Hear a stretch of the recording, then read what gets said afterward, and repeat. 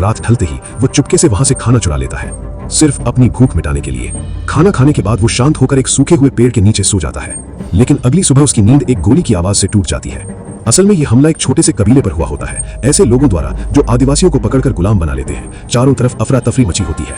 Guide किसी तरह अपनी जान बचाते हुए वहां से भागने की कोशिश करता है। भागते भागते वो एक ऐसी जगह पहुंच जाता है जहां एक छोटी सी लड़की भी छिपने की कोशिश कर रही होती है, डरी हुई, सहमी हुई और मौत के साए में।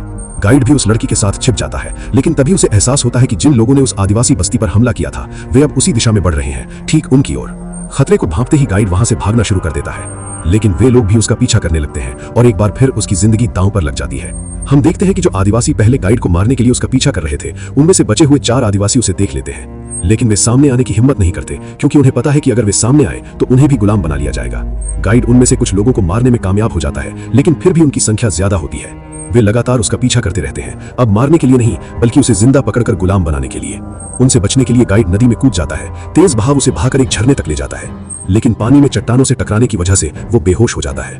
बेहोशी की हालत में गाइड पानी के बहाव के साथ बहता हुआ किनारे तक आ जाता है। तभी हम उसी छोटी बच्ची को देखते हैं जो कुछ देर पहले उसके साथ थी। वो बच्ची उसे किनारे तक खींच लाती है और उसके पेट में भरा हुआ पानी बाहर निकालकर उसकी जान बचाने की कोशिश करती है। यहाँ किस्मत एक बार फिर गाइड का साथ देती है और वो बच जाता है। जब उसे होश आता है तो वो देखता है कि वही छोटी बच्ची उसके लिए कुछ पका रही होती है। असल में उस बच्ची को जंगल में जीने का तरीका आता है, इसलिए वो खाना बनाना, छिपना और खुद को सुरक्षित रखना जानती है।